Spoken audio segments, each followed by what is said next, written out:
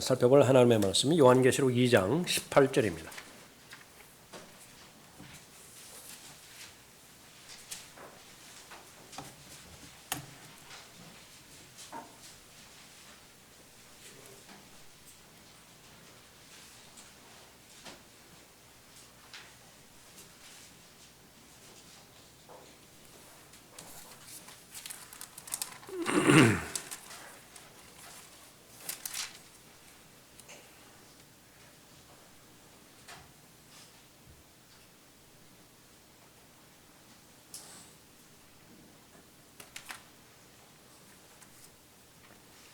두아티라 교회의 천사에게 편지하라.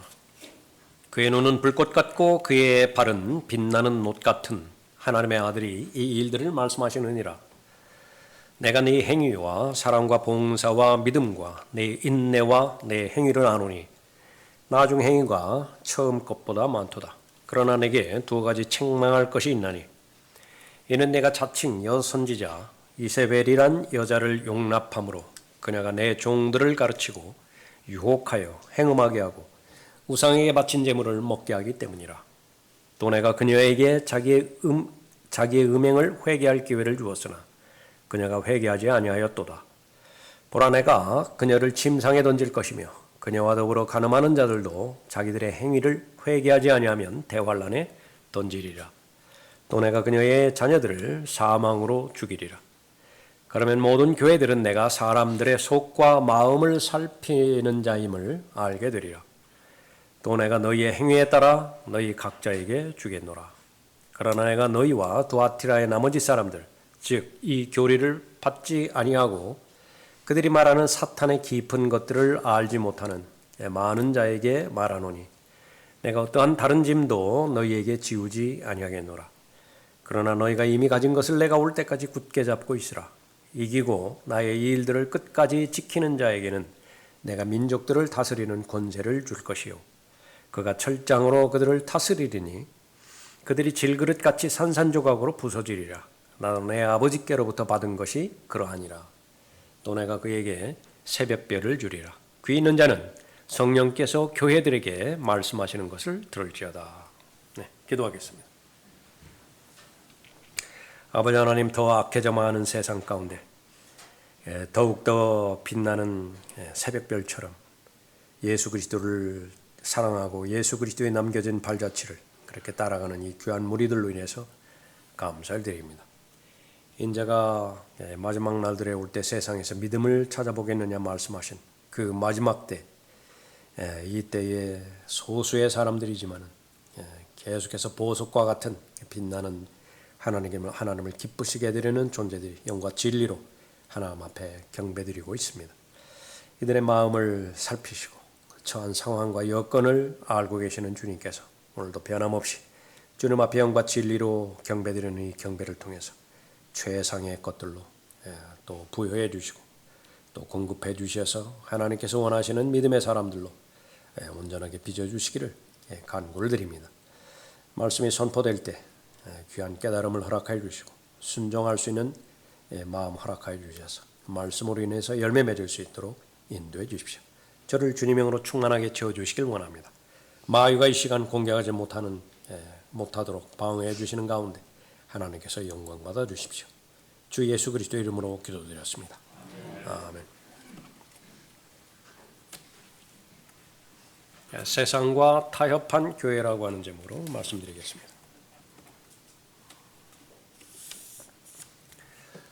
요한계시록에 나와 있는 7개의 교회, 3가지 적용을 할 수가 있는 것인데 그 가운데 하나가 또 역사적으로 초대교회부터 시작해서 교회가 들림받아 올라갈 그때까지 교회가 어떠한 그 상황 가운데 처해 있는가 그것을 적용하는 교회가 볼 수 있지요. 오늘 본문에 나와 있는 두아티라 이 교회 시대, 그것은 AD 500년부터 시작해서 또 십자가 전쟁 AD 1200년 그것을 포함해서 이 암흑 시대에 그 존재했던 교회 시대를 볼 수 있습니다. 다른 말로 하면 종교 로마 카톨릭의 통치 아래에서 참된 그리스도의 몸이 박해를 받는 그 시기를 말하고 있습니다. 그런데 그 박해의 원인 가운데 하나가 아주 중대한 그런 요인 가운데 하나가 타협이 있습니다. 비진리와 타협하는 그런 부분이 있고요. 이 타협을 두 가지로 나누어 본다면 하나는 무지한 상태에서 맹종하는 그런 그 부분이 있고요. 또 하나는 알고 있으면서 고의적으로 하나님께서 주시는 담대함으로 무장하기를 거부하고 타협했기 때문에 세상과 타협한 교회가 되기도 합니다. 성경에서 말하는 이 진리, 그 가운데 우리가 반드시 알아야 되는 것은 하나님의 말씀에 대한 무지, 그것은 절대로 이 무죄가 아니라고 하는 사실입니다. 변명거리가 되지 못합니다. 나는 알지 못했습니다. 나는 그 사실을 깨닫지 못했습니다. 그것은 어떠한 변명거리도 되지 못한다는 사실인데, 특별히 이 두아티라 교회에게 주시는 말씀이 바로 그 부분입니다. 우리도 하나님을 대할 때, 말씀을 대할 때 바울이 그렇게 강조해서 바로 하나님의 모든 계획들, 그것을 빠짐없이 다 알려주었다라고 그렇게 선포하죠. 그것의 소극적인 의미는 피로부터 자기가 자유로운 것입니다. 깨끗한 것이에요.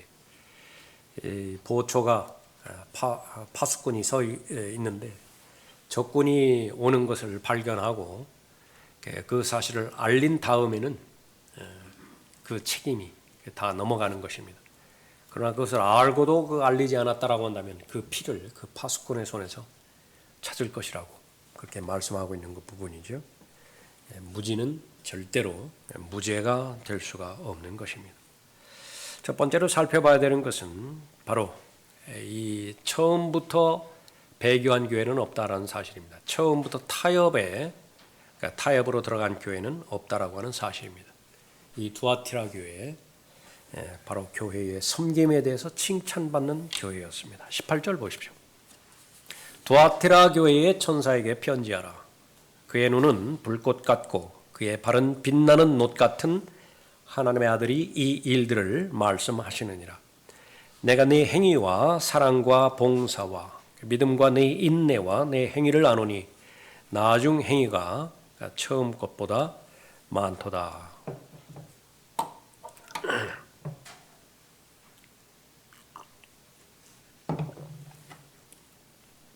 여러분들이 부분적으로 하나님의 말씀을 알고 또 지엽적으로 하나님의 말씀을 알아가는 건데, 그것을 체계적으로 통합적으로 알지 못하면 그것은 분산되어 있는 지식은 여러분의 삶을 변화시켜 주지 못합니다. 그래서 예언과 성취의 말씀, 그것은 그 어느 말씀보다도 더 중요한 것인데, 무엇에 대한 예언의 말씀이 중요한 것이냐? 교회입니다. 특별히 교회의 그 신비에 해당되지는 그 교회에 대해서 에베소서를 그 대표적으로 그 시작과 그 마침에 대해서, 마지막에 대해서 잘 말씀해 주고 있죠. 교회의 시작은 세상의 기초가 놓여지기 전에 하나님의 계획 안에 들어 있었습니다. 그래서 그 하나님의 계획이 실행되어지는 것이 바로 예수 그리스도께서 육신으로 이 땅에 오신 그 사실을 말하고 있는 거죠. 예수 그리스도의 죽음과 장사됨과 부활하심을 근거로 해서 교회가 출생이 되는데, 그때의 교회는 건물이 아니에요. 한 사람 한 사람입니다. 두 사람 세 사람이 모이는 그 모임을 교회라고 그렇게 말씀하셨죠. 교회는 바로 예수 그리스도의 말씀으로 교회의 그리스도의 몸의 머리가 되는 예수 그리스도께 계속해서 성장해 나가야 되는 것이 현재 진행형입니다. 교회의 시작이 예수 그리스도의 보혈로 시작되었다라고 한다면 지금 그 교회는 계속해서 성장해 나가야 되는 거죠. 그럼 성장은 무엇을 말하는 것이냐? 거의 대부분의 7교회에 하나님께서 이 평가의 대상이 된 것처럼 그것은 사랑과 섬김입니다. 수고예요. 행위입니다. 그가 어떤 사람들은 사도로, 어떤 사람들은 선지자로, 어떤 사람들은 복음 전도자로, 어떤 사람들은 목사와 교사로 주셨으니 교회에게 선물을 주셨는데 사람이라고 하는 선물을 주셨습니다. 그러니까 누구를 위해서 주신 것이냐? 여러분 개인이에요. 그래서 여러분 개인을 위해서 지금 이 시대에는 목사와 교사를 주셨다고 말씀하십니다. 그 목적은 무엇입니까? 그 목사와 교사를 통하여 또 디모데후서 3장에 의하면 하나님께서 영감으로 주신 하나님의 말씀을 통하여 온전한 사람으로 성장하기 위함이라고 말씀하십니다. 이는 성도들을 온전케 하며 섬기는 일을 하게 하고 그리스도의 몸을 세우게 하여 우리 모두가 믿음의 하나됨과 하나님의 아들을 아는 지식의 하나됨에 도달하게 하고 온전한 사람이 되어 그리스도의 충만하심에 장성한 분량에까지 이르게 하려 하심이라. 왜 이렇게 열심히 교육을 시키죠? 왜 열심히 이렇게 학원에 보내고 대학도 모자라서 무슨 MBA 과정이니 뭐 박사학위 과정이니 왜 그렇게 수많은 시간과 노력을 그렇게 보내는 것입니까? 미래의 일 때문에 그렇죠. 그것은 세상에서 배워야 됩니다. 하나님의 말씀도 마찬가지예요. 왜 이렇게 자신의 육신을 부인하게 하고 또 그리스도 안에 있는 새로운 피조물의 그 본성대로 하나님의 본성에 참여한 그 본성으로 계속해서 살아가게 하는 것이냐? 그러면 창조의 목적이 있듯이 구원의 목적이 있기 때문에 그렇습니다. 그러니까 온전한 사람으로 되어서 궁극적으로 하나님께서 창조의 목적처럼 구원의 목적처럼 모두가 다 상속자가 되어야만 된다는 것입니다. 통치자가 되어야만 된다는 사실이에요. 성경을 통해서 하나님께서 계시해 주신 하나님은 어떤 분이냐 두 가지로 나타나는 것인데 하나는 창조주로서의 하나님을 계시하시고요. 또 하나는 삼위일체로 나타나시는 분이심을 계시하는 것입니다. 많은 부분이지만 특이하게 그 두 가지 경우가 있는 거예요.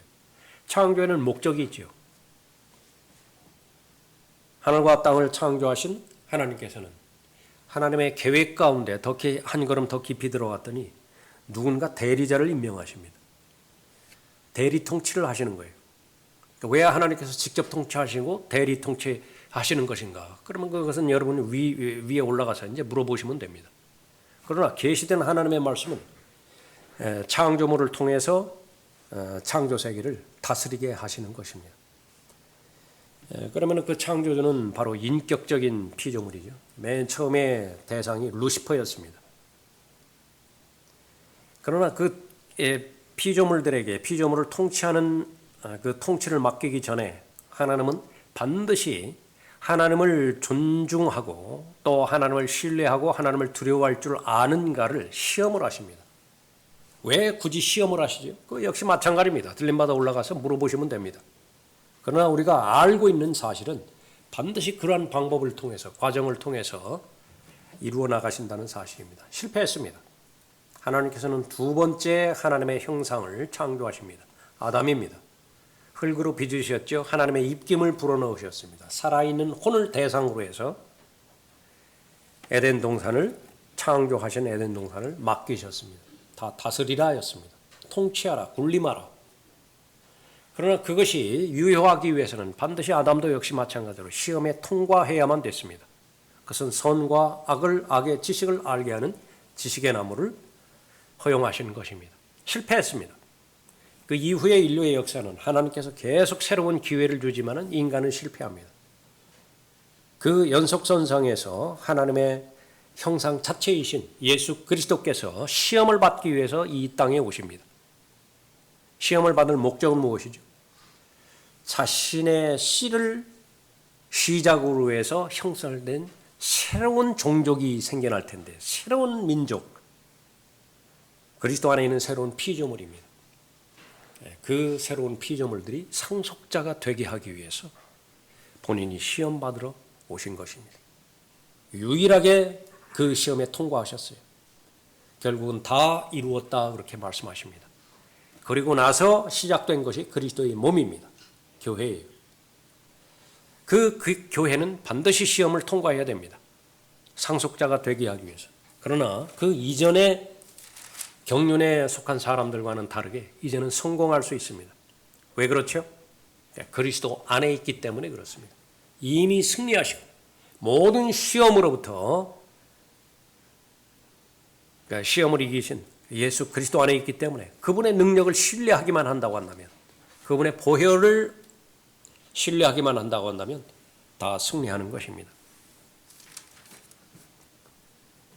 그러한 교회에 대한 시험은 조금 전에 우리가 살펴본 에베소서 그 4장에 있는 것처럼 하나님에 대한 사랑과 하나님을 온전히 섬기는 것입니다. 그런데 이 부분에서 한 걸음 더 나가야 되는 것이 도대체 하나님에 대한 사랑과 하나님에 대한 섬김이 무엇이냐. 그럼 두 가지로 나타나는데 하나는 책이고 하나는 사람이에요. 그 두 가지 가지고 판단하는 것입니다. 하나님의 책에 대한 사랑과 하나님의 책에 대한 존중, 그것이 그 사람의 믿음 안에서 드러나더냐. 또 하나는 하나님께서 섭리 가운데서 맡겨주신 사람들이 있습니다. 그 사람들을 정말로 하나님께서 목적을 두시고 나와 관계를 맺게 하신 사람들로 인식하는 것이냐.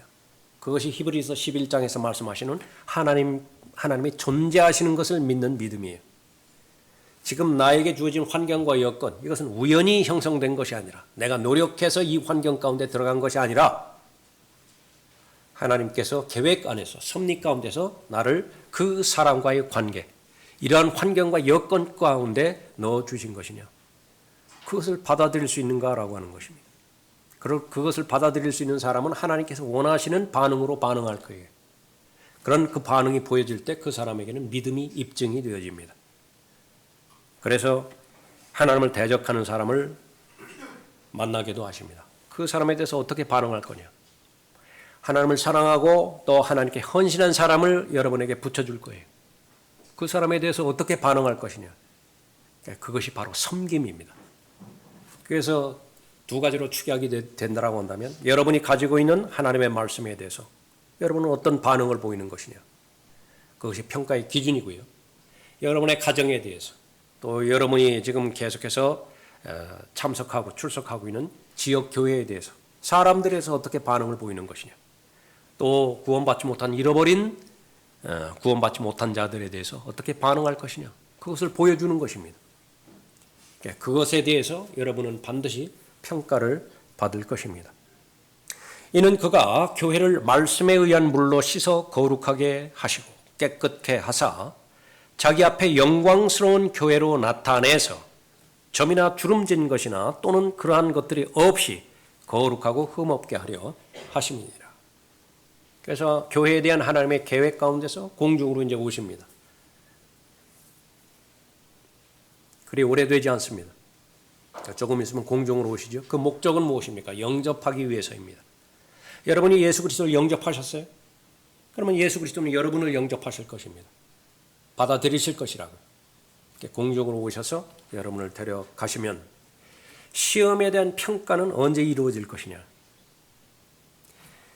아들의 신분이 있고 종의 신분이 있습니다. 아들의 신분으로서는 순간순간 하나님께서 시험하십니다. 그것이 요한일서 1장 9절에 입각해서 여러분들이 죄 지은 순간순간 예수 그리스도의 보혈로 말미암아서 자백하는 것이에요. 하나님의 말씀에 순종했을 때에 성령의 열매를 거둡니까? 그 순간순간 하나님 앞에 감사드리는 것입니다. 아들의 신분이기 때문에 그래요. 그건 계속 반복적으로 이루어집니다. 그러나 동시에 여러분은 하나님을 주님이라고 부르십니다. 예수 그리스도를 주님이라고 부르십니다. 로드라고 부르는 거예요. 종으로서의 그 의무는 섬기는 것입니다. 그러니까 섬김은 지금까지 단 한 번도 평가하지 않습니다. 그것을 모두가 다 종합적으로 모아서 한 번에 결산하는 날이 있는데 그것이 바로 그리스도의 심판석에 서는 날이에요. 그러니까 여러분은 계속해서 그 선행을, 그 섬김을, 그 하나님에 대한 사랑을 지금 축적해 나가고 있는 것입니다. 그 가운데 하나가 오늘 영과 진리로 하나님 앞에 경배드리는 이 모임이에요.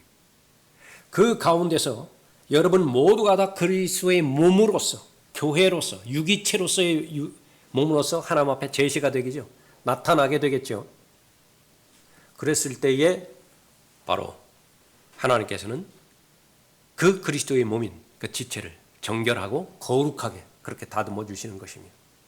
여러분 오해하지 말아야 될 것은요. 천국에 대한 오해를 하면 안 됩니다. 지상에 세워질 왕국 있죠. 그럼 막연하게 사람들이 철학에서 말하는 것처럼 이데아처럼 생각하는 경향이 있습니다. 무슨 무릉도원처럼 생각하는 경향이 있다고요. 그게 절대로 그렇지 않습니다. 예수 그리스도께서 직접적으로 통치하시는 그 천년 왕국 동에도 얼마든지 사람들은 죄악을 도모하고 있고 죄를 짓고 있고 죄에 대한 형벌이 내려지는 때예요. 자연이 변화가 되어지고 또 생태계의 변화가 일어났다 하더라도 말이죠. 마찬가지로 우리가 들림받아 올라갔을 때에도 자신의 상상으로 성경과는 무관하게 자신만의 세계를 구축하는 것, 그건 무지한 것입니다. 성경에 대해서 무지한 거예요. 하늘에 올라갔을 때는 여러분이 들으신 것처럼 반드시 최소한 2번 울게 되어 있습니다. 하늘에는 그 울음이 없지 않습니까? 그건 백보자 심판 이후라고요. 그 전에는 반드시 1번, 2번 울게 되어 있는데 그 첫 번째가 바로 그리스도의 심판석입니다. 왜 이렇게 성경에서 계속 구체적으로 자세하게 이런 성도의 의무와 성도의 책임에 대해서 기록하고 있습니까? 그러니까 울지 말라는 거예요. 대비하라는 것입니다. 본질적으로는 백보자의 심판석에 서지 말고 그리스도의 심판석에 서라는 것이고, 그리스도의 심판석에 설 경우에 고린도전서 3장에서 언급하고 있는 것처럼 후회하지 말고 에서처럼 눈물 흘리지 말고 마련해 주신 상과 유업과 보상을 받는 그런 자들이 되라, 그렇게 말씀하고 있는 것입니다. 요한계시록 성경의 마지막 책이죠. 2장 3장에서 각 지역교회에 대해서 하나님께서는 사랑의 동기가 되어서 권면하고 있습니다. 칭찬의 대상, 그걸 우리가 자세하게 공부해야 돼요. 7가지의 교회 가운데서 무엇을 칭찬받고 있는 것이냐, 그것을 확인해서 나한테도 이루어지는 부분이라고 한다면 하나님 앞에 감사를 드리고요. 이루어지지 않는 부분이 있죠. 그거는 내가 취해야 됩니다. 간구해야 돼요. 도움을 요청해야 됩니다. 또 하나님께서 직면하시는데 대면하시죠. 그랬을 때에 책망의 요소가 있다고요. 그것은 마땅히 해야 되는데 안 하는 부분이에요. 마땅히 나의 책임인데 그것을 회피하는 것입니다. 그럼 그 부분에 있어서는 바로 하나님의 교훈에 따라서 그것을 나의 사실로, 나에게 진리가 될 수 있도록 받아들여야 되죠. 그래야 경배의 의미가 있습니다. 여러분이 오늘 하나님 앞에 드려지는 경배, 그래야 이 의미가 있다고요. 우리나라의 그 좋은 터라운 터는 다 절이 다 자리 잡고 있죠. 그 안에 들어가면 막 금으로 몇기를 칠해놨든지 뭐 했든지 휘황찬란하게 만들어 놨습니다. 그 사람들은 정말로 선심으로, 진심으로 거기다가 절을 한다고요. 무엇 때문에 하는 것이냐고. 무슨 여러 가지 거기에 그 절들을 하는 그 이름들을 거기다 다 붙여놨잖아요. 그 가운데 하나는 액땜이 있어요, 액땜. 그러니까 아주 심술궂은 신이 있는데 나에게 해코자 하는 신입니다. 그것을 미연에 방지하고 나에 대해서는 그 해코자 하는 것을 멈추어 달라고 그렇게 말하는 거죠. 그 신들은 모두가 다 인격이 없기 때문에 무엇을 좋아하고 기뻐하고 이것과는 상관이 없는 것입니다. 그러니까 마찬가지로 이 예언과 또 성취에 대한 하나님의 말씀을 믿지 못하는 상태에서 행하는 모든 종교 행위는요, 그것과 아무런 차별이 없어요. 그러나 하나님께서는 하나님의 성도들을 아끼십니다. 그럴 필요가 없는 것입니다. 그래서 성경의 그 마지막 부분, 그 부분은 교회에 관련돼서 결론을 말하는 것입니다. 요한계시록 22장 16절인데요. 나 예수는 교회들에 관한 이런 일을 너희에게 증거하기 위하여 나의 천사를 보내었노라. 지금 2장 3장에서 언급하고 있으면서 다시 결론에서 22장에서 결론을 짓고 있습니다. 그러니까 교회예요. 이거는 다시 말하면 건물이 아닙니다. 여러분 각자 한 사람 한 사람입니다. 한 사람 한 사람이 어떻게 시작이 되어서 어떻게 하나님의 평가를 받아서 궁극적으로 아들이면 상속자라고 말씀하셨는데 하나님의 상속자라고 말씀하셨고 예수 그리스도와 함께하는 공동 상속자라고 말씀하셨죠. 그것이 아들의 형상과 일치될 때에 동일하게 결과로 나타나는 그런 부분입니다. 그런데 이 교회가 과거의 역사를 봤을 때요, 세상과 타협해버렸다. 너무 아까운 거예요. 시작도 너무 잘했고 과정까지도 너무 잘해왔는데 중간에서 극복해야 될 시험에 맞부닥쳤을 때에 한눈 팔므로 인해서 정신 차리지 않음으로 해서 말씀을 다듬으로 인해서 타협해버렸습니다. 그래서 오전에 살펴봤던 것처럼 마구될 교리와 미혹하는 영들을 따라가 버렸어요.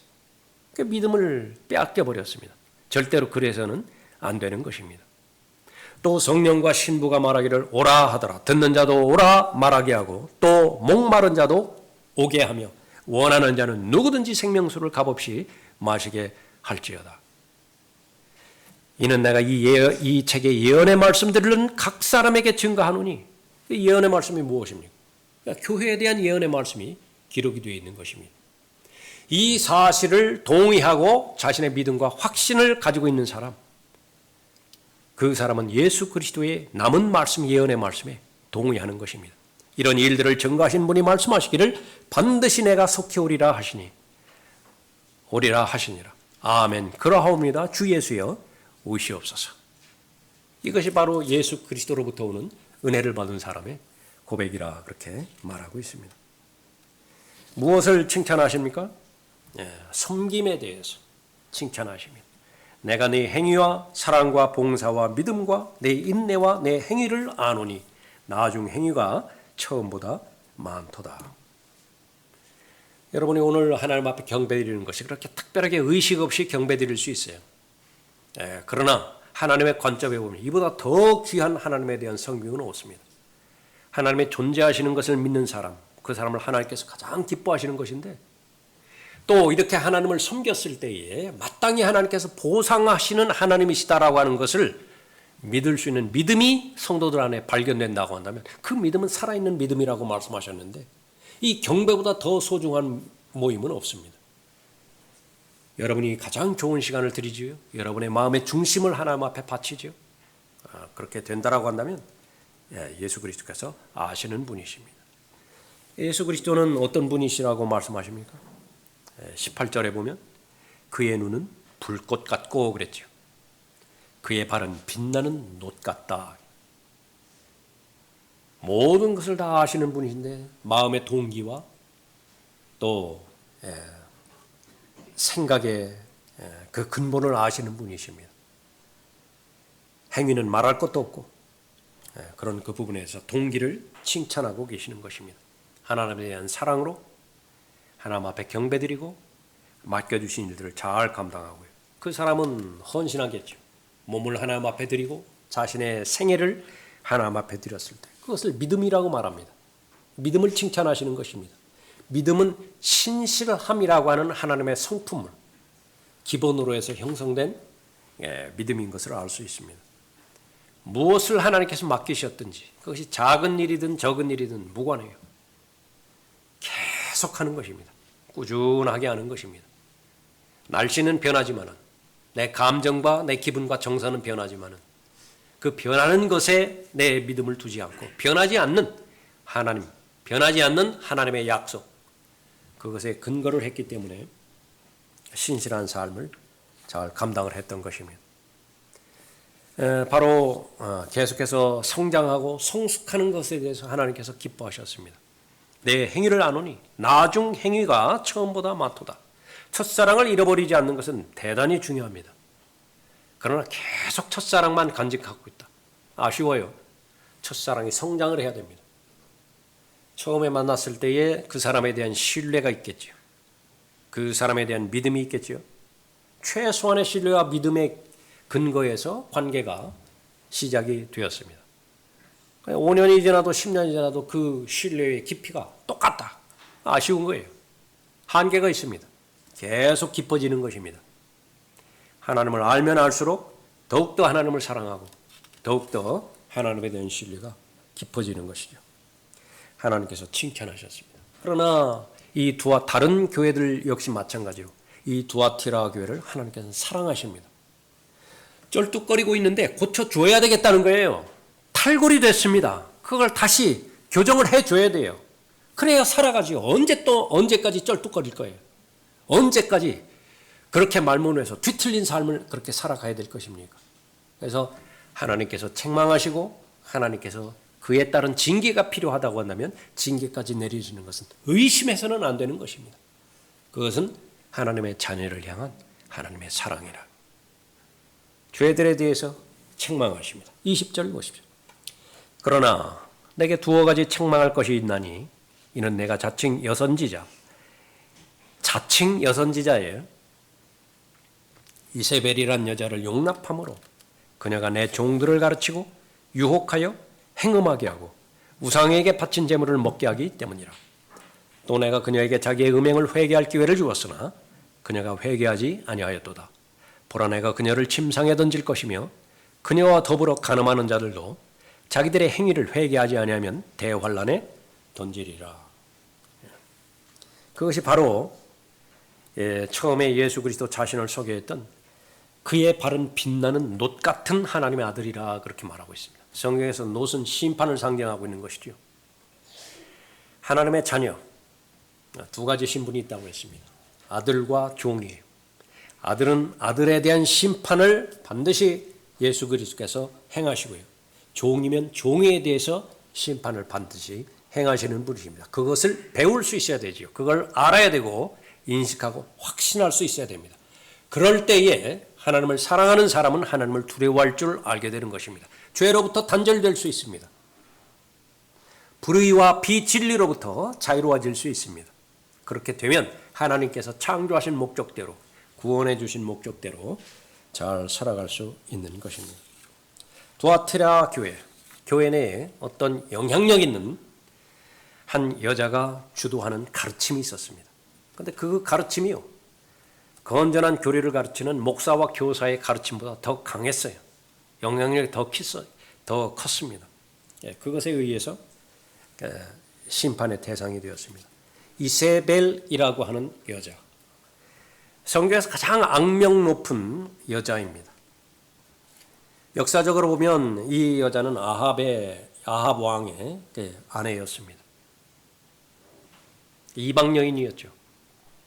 하던 일은 무엇이었느냐? 바알 숭배자였습니다. 아합 왕과 결혼함으로 인해서 그 바알 숭배를 이스라엘에게 그대로 가지고 들어왔죠. 바알 숭배는 추잡한 성행위가 있습니다. 모든 악행을 포함하고 있습니다. 가증스러운 종교예요.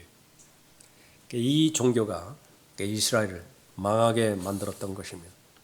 그런데 이것이 역사적인 그 상황 가운데 그치는 것이 아니라 처음에 살펴봤던 것처럼 AD 500년부터 1500년 기간에 있었던 암흑 시대에 로마 카톨릭이 통제했었던 그런 빛이 없는 시대 그대로 적용이 되었던 것입니다.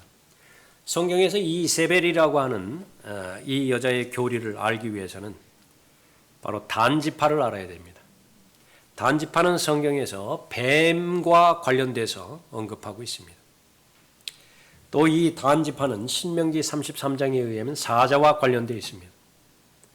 뱀과 관련이 있고 사자와 관련 있는 두 예언의 인물이 있는데 한 분은 예수 그리스도예요. 모세가 광야에서 뱀을 들어 올린 것 같이 인자도 들려 올려져야만 하리니, 그러니까 십자가에서 예수 그리스도는 뱀이 되신 것입니다. 죄의 화신이 되셨죠.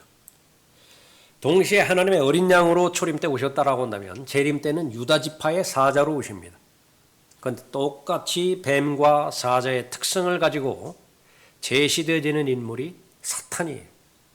마귀라고요. 재판관계 18장 이후에서 보면 이 단지파에서 한 젊은이를 스스로 임명을 합니다. 자칭 제사장으로 임명을 해요. 그래서 그 사람 보고 아버지라고 부릅니다. 긴 옷을 입히고요. 또 예배할 때에 예배 도구로서 많은 형상들을 거기에 보조로 해서 그렇게 쓰고 있습니다. 그래서 사람들이 무지한 상태에서는요, 로마 카톨릭 종교가 마치 사도행전 2장에서 그리스도의 몸이 형성이 되어지고 그 이후로 시간이 흐름에 따라서 파생되어진 다른 교리를 주장하고 있는 하나의 기독교의 한 영역이라고 보지만 그건 완전히 무지한 거예요. 그러니까 무지한 것입니다. 그건. 이 로마 카톨릭 종교라고 하는 것은 그 이전에 아합 때부터 거슬러 올라가서 형성되어진 이교도예요. 그 이교도가 그리스도라고 하는 이름을 거기 차용한 것뿐입니다. 콘스탄틴이 바로 이 기독교를 국가 종교로 공인했을 때에 그것은 참된 기독교 신앙과 아무런 상관이 없습니다. 자신의 정치적인 세력을 보완하기 위해서 또 정치적인 실리를 추구하기 위해서 하나의 종교를 들여왔다 뿐인 것입니다. 그래서 이 에레미야 10장 이후에 보면 이 태양신을 섬기는 바알신을 섬기는 태양신의 그 생일을 12월 25일로 그렇게 지켰죠. 크리스마스 때 일어나는 모든 일들이요, 이 에레미야에서 이미 다 거기 예시가 되어 있는 것입니다. 이 자칭 여선지자 목적은 무엇이냐? 진정한 참된 성도들, 하나님을 경배하는 데에서 다 떠나게 만들어 버리는 것입니다. 그 시작은 타협이라고요. 모든 종교 행위가 동원되어지고 모든 의식이 동원되어지지만 그러나 진리는 없습니다. 비진리와 타협하게 만들어 버리는 것입니다. 오늘날의 교회 역시 마찬가지입니다. 온갖 정중한 말들과 그럴듯한 언변으로 사람들을 꼬이는 것입니다. 만사형통이라고요. 이 두 가지, 그리스도인들이 이 마지막 교회가 특히 한국 교회도 마찬가지입니다. 그나마 십자가 신앙을 유지해왔고 예수 그리스도의 재림 신앙, 전천년교리죠. 그 신앙을 그나마 고수해왔던 이 기독교의 처음 그런 시기가 망해버린 것은요, 두 가지를 막지 못해서 있는데, 하나는 로마 카톨릭을 그 세력을 막지 못해서 했던 그런 부분이고요. 또 하나는 은사주의를 막지 못했기 때문에 그런 것입니다. 은사주의 안에 온통 번영신학이라는 번영신학은 다 포함이 돼가지고서 모든 것이 잘 될 것이라고, 예수 그리스도 믿으면 좋다고. 그래서 그냥 사실 펼쳐놓고 보면 보험 드는 거예요. 보험 드는 것이라고요. 교통사고 날지 안 할지 모르니까 자동차 보험 들듯이요. 무슨 실손보험 이렇게 들듯이. 사고 안 나면 좋은 거예요. 뭐 믿지는 거 없어요. 그냥 처음부터 예상했던 것이니까. 그러나 그 보험의 형태로 그냥 종교를 하나 선택해버리는 것입니다. 그것이 그 저주받을 후천년주의 교리인 것입니다. 예수 그리스도의 재림은 절대로 믿음의 영역 안에 들어오지 않아요.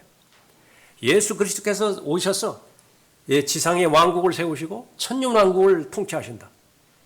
새 예루살렘에서 영원히 시작되어진다. 그 예언의 말씀은 나하고는 전혀 무관합니다. 교회를 5년 다녔던 10년 다녔던 그것과는 상관없습니다. 다 어디서부터 시작했어요? 이세벨이라고 하는 자칭 여선지자로부터 시작되어 있는 것입니다. 그런데 사람들은 이 부분의 출처에 대해서, 근거에 대해서 알고 있어야 대책을 마련할 것인데 전혀 무지해요. 전혀 무지하라고. 가톨릭이 이러한 실체임에도 불구하고 심지어 가톨릭 신자들도 몰라요. 자신들의 종교의 본질에 대해서 모르는 것입니다. 또 거기에서 분리돼서 나왔다라고 하는 종교 개혁을 부르짖는 그 수많은 교단들 있죠. 그 교단들도 마찬가지예요. 다시 원점으로 돌아가고 있습니다. 다시 원점으로. 그것이 바로 예수 그리스도의 책망의 대상인 것입니다. 그것은 무엇입니까? 어디에서 잘못되었는지를 분별하고 돌이키라고 부분이죠. 그런데 하나님의 말씀 가운데서는 많은 시간이 지나갔다 그렇게 말합니다. 21절 보십시오. 또 내가 그녀에게 자기의 음행을 회개할 기회를 주었으나 그녀가 회개하지 아니하였도다. 회개할 기회를 주시는 것은 하나님의 자비인 것입니다. 돌아오기를 그렇게 바라는 것이죠. 24절에 보면 그러나 내가 너희와 두아티라의 나머지 사람들, 즉 이 교리를 받지 아니하고 그들이 말하는 사탄의 깊은 것들을 알지 못하는 많은 자에게 말하느니. 여기 사탄의 깊은 것들이 있죠. 이거 알지 못한다고요. 그러나 무지는 무죄가 아니에요. 이 사탄의 깊은 것들과 대조해서 고린도전서 2장에 보면 하나님의 깊은 것들이 있다고요. 반드시 알아야 돼요. 성령 하나님을 보내주신 목적이 하나님의 깊은 것들을 알라라는 거예요. 하나님의 깊은 것들을 알려면 아는 과정 가운데서 사탄의 깊은 것들이 무엇인지를 안다고요. 그런데 이 사탄의 깊은 것들, 그것을 알지 못하는 많은 자에게 말하노니 내가 어떠한 다른 짐도 너희에게 지우지 아니하노라. 그 전까지는요, 이제는 양심에 부담을 주었다고요. 이래서는 안 되는데, 이래서는 안 되는데. 믿는 것 같으면서도 왠지 불안하다고요. 부자연스럽다고요. 이런 거는 아닌 것 같은데. 그렇다고 해서 전면적으로 부인할 수도 없는 부분이고. 그러나 어느 시점이 되어지면 하나님의 징계의 말씀과 하나님의 돌이키라고 하는 회개의 말씀에 계속해서 넘어가 버리면요, 하나님께서 어느 선이 있습니다. 어느 선이에요? 더 이상 짐주지 않아요. 마음 편하다고요. 계속 교회가 부담스럽죠. 모임이 부담스럽다고요. 그래서 어떤 일이 계기가 돼서 교회를 한 2주, 3주 정도 빠져봤어요. 세상 그처럼 마음 편한 거 없어요. 마음 편안하다고요. 그것을 잠깐 알 수 있는 것은 학생들에게 그렇게 스트레스 많이 주는 거 시험이죠. 중간고사, 무슨 기말고사 이런 것이죠. 열심히 준비했는데 무슨 일이 있고 감기 걸리고 그래가지고 그 기간을 완전히 놓쳐버렸어요. 최소한의 시간마저도 이제 다 가버린 거예요. 이번 시험은 포기해볼란다. 그처럼 마음 편한 거 없다고요. 여러분은 경험해보지 못했을지 모르지만은 경험해본 저의 입장에서는 그처럼 마음 편한 거 없다고요. 예. 그런 상태로 방치해버리는 것입니다. 그러나 절대로 그렇게 돼서는 안 된다라고 하는 그 목적에서 이 말씀을 하나님의 말씀 가운데서 기록하고 있는 것입니다. 그러므로 선을 행할 줄 알면서도 행치 아니하는 자에게는 그것이 그 사람에게 죄가 되느니라. 계속해서 세상은 더 악으로 치닫고 있습니다. 그나마 적은 수의 무리들이 킹제임스 성경을 고수한다고요. 그나마 적은 수의 무리들이 전천년주의 교리를 수호하고 있는 부분이지요. 그러나 전에도 계속 반복적으로 언급했지만 마귀가 공격한다라고 한다면 무엇을 공격하겠어요? 교리에 대해서는 손을 대지 않는 거예요. 그러나 삶의 실체와 삶의 본질에 대해서는요, 무슨 이교도처럼 생활하게 만든다든지 후천년주의자들처럼 생활하게 만든다든지, 그래서 스스로 괴리감 갖게 만드는 것입니다. 자신이 주장하고 시인하는 교리는 전천년주의 교리인데 생활 방식으로 보면 영락없는 후천년주의예요. 이 세상은 영원히 지속될 것처럼, 예수 그리스도는 영원히 안 오실 것처럼 그렇게 살아간다고 해요.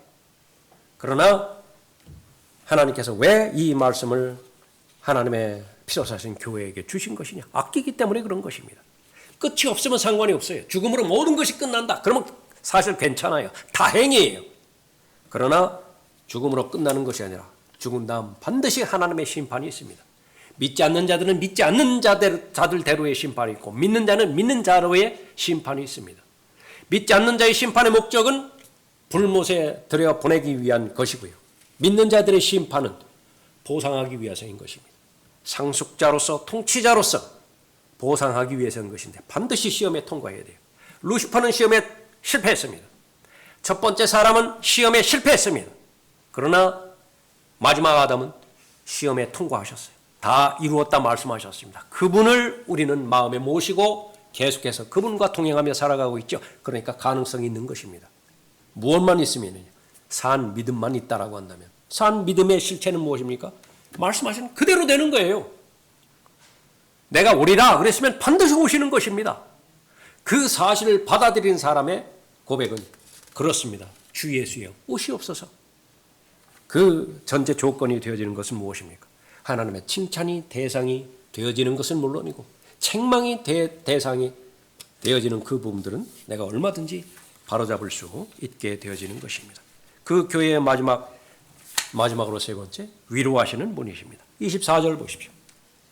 25절로 보십시오. 그러나 너희가 이미 가진 것을 내가 올 때까지 굳게 잡고 있으라. 이기고 나의 일들을 끝까지 지키는 자에게는 내가 민족들을 다스리는 권세를 주실 것이요. 아멘입니다. 결국 이것 때문에 구원하셨다고요. 그가 철장으로 그들을 다스리리니 그들이 질그릇같이 산산조각으로 부서지리라. 갈보리 십자가에서 마귀는 패배했는데요. 그러나 요한계시록 20장 10절 이후에 불못으로 들어가기까지 마귀는 계속해서 활동하고 있죠. 우리가 들림받아 올라가고요. 우리의 몸이 예수 그리스도의 영광스러운 몸으로 변모되어졌을 때 이 말씀은 모두가 다 사실로 이루어지는 것입니다. 몸이 아프면 우리 기도하죠. 나을 수도 있고 낫지 않을 수도 있습니다.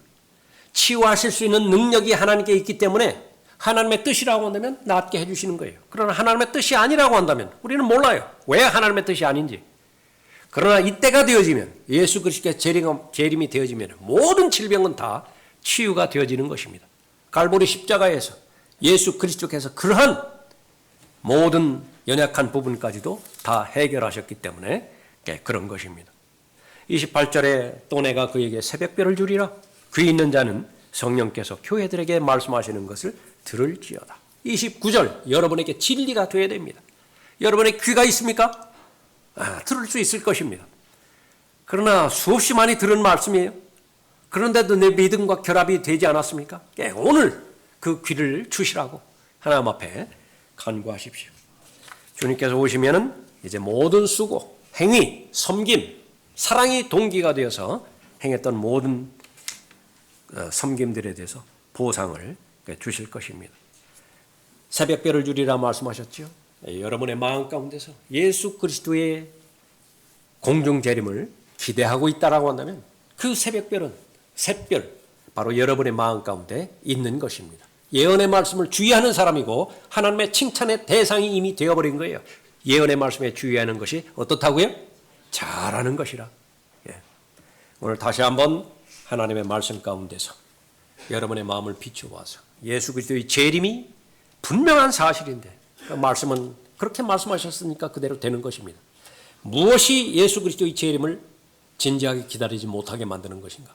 그것이 육신의 요소 가운데 있는 것인가? 아니면 마귀가 직접적으로 세상 풍조, 세상적인 환경과 여건을 동원해서 공격하고 있는 요소인 것인가? 성령 하나님께서는 반드시 분별력을 주실 것이에요. 여러분의 마음이 정직하다면 말이죠. 여러분의 마음이 다시 한번 예언의 말씀에 주의하는 것이고 예언의 말씀이 귀하다라고 하는 사실을 인정할 수만 있다면 그렇게 되는 것입니다. 다시 한번 오늘 하나님의 말씀에 비추어 봤을 때 두 가지로 적용하도록 하겠습니다. 하나는 여러분이 자신감을 가지라는 것입니다. 여러분이 영 안에서 진리 안에서 매일매일 주님과 동행하고 어려울 때마다 주님께 의뢰하고 기도로 하나님 앞에 나아가고 있습니까? 그것이 별것 아닌 것 같아 보인다 하더라도 여러분의 관점에서 그러나 하나님께서는 그건 바꿀 수 없는 여러분의 믿음입니다. 자신감을 가지십시오.